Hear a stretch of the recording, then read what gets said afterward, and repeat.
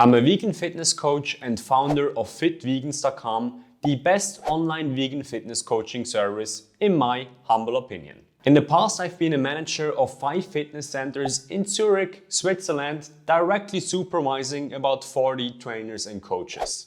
On top of that, in the last 6 years of being in the fitness industry, I've met tons of trainers and coaches, and I can tell you that there's a distinct difference between vegan coaches and non-vegan coaches. So if you're a fellow vegan or soon to be one and you're looking to get in the best shape of your life, looking to potentially have some help along this journey, then here's are the differences that you need to look out for. So let's just dive right into it. Number 1, the M&M strategy. Van Halen was a rock band in the 80s. And while rock bands generally have a crazy reputation, Van Halen had an especially crazy reputation for their contracts. In the tour contracts, next to having ordinary requests such as for coffee and for water, Van Halen also had a quite special request for a package of M&Ms with all brown ones removed. If the band would arrive at the tour place and the M&M package was not there, or the brown ones were not removed, the band would trash the place and then leave. Sounds quite crazy, isn't it? No, it is actually a genius strategy. Let me explain. As the lead singer of Van Halen actually explained in an interview, the M&M clause in the contract was an indicator whether the concert promoter has read through the entire contract or not. Look, Van Halen was unusual in another way, is that they used a lot of gear and had very big stages. And having very big stages with a lot of gear is inherently dangerous because the stage can crash in and this can lead to injury or death. So the M&M clause in the contract was actually an indicator whether the promoter has done its due diligence or not. Same as it is with vegan fitness coaches. We have to understand that in the fitness industry in general, recommending chicken breast and recommending tons of egg is the preferred way of doing things. So for a fitness coach to go the vegan route, it either shows a lot of antisocial tendencies, which makes you immune to peer pressure, or it shows competency. As Nassim Nicholas Taleb would call it, the author of Anti-Fragile, it shows skin in the game. It's a quick and effortless way for a client really to screen for competency in trainers. It's like the M&M clause in the Van Halen contract. But why does competency in a trainer matter? That's a good question. Second point is brain surgeon. Let's imagine you would need to have brain surgery. Most people that find themselves in that situation, they spend tons of time and effort and energy finding a brain surgeon with the most competence. Why? Because the risk of finding the wrong brain surgeon can literally lead to disability or death.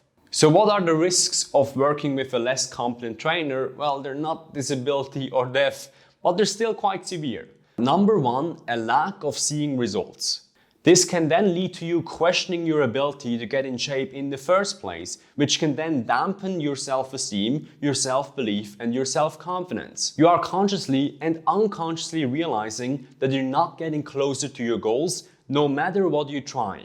This then can be one of the key causes of low energy and low motivation, because the reason we have high energy or high motivation is to guarantee that we're moving closer towards our goals. A second risk of working with a less competent trainer is injuries. Look, if you're a professional athlete, there's an unavoidable high risk of injury. If you're training martial arts over a long period of time, there's an unavoidable risk of injury. If you're playing rugby, there's an unavoidable risk of injury. Even if you're playing soccer, there's an unavoidable risk of injury. If you're training in the gym, or if you're training at home, doing weightlifting, doing body weight exercises that are controlled, there's a 0 risk of injury if you're doing it well. Most, not all training injuries literally stem from badly designed programs or bad recovery practices. Third risk of working with a less competent trainer is micronutrient deficiencies. Look, if your goal is weight loss, if your goal is muscle building, and you're working with a trainer and the trainer is not addressing nutrition, then that is a telltale sign that the competency of a trainer is just not there. Not because of the obvious calories, protein, macronutrients, but also because of the micronutrients that really play a big role in making sure, obviously, that you're not getting micronutrient deficient. And this is especially important if you're a fellow vegan, because if you're deficient in certain micronutrients such as B12, that can literally lead to irreparable neurological damage. And the third point is shared values. Let's imagine in the previous example, you found a brain surgeon that is really competent. Do you care if that person is vegan or not? It is a nice to have, but it's not of primary importance likely. Why? Because the touch points, meaning the amount of time that you spend with that brain surgeon, is fairly low. And no matter the operation's outcome, there's a chance that you will never see him again. That was a quite morbid joke there. With a fitness coach, where getting in shape is a 6-month process or longer, having shared values is of primary importance. Imagine this as if you're having a colleague at work. Sure, you can do okay work with a very competent colleague that you don't have any shared values with, that you don't like. Great achievements, be it in business or even in fitness, are created by teams that have shared values. Same goes for you. Working with a trainer that has similar values not only makes it more fun to stick to the process, it also makes it way more likely that you're going to achieve your goals. So if you like this video, don't forget to smash the like button. If you want to see more videos like this when it comes to veganism, fitness and personal growth, then certainly don't forget to subscribe to this channel.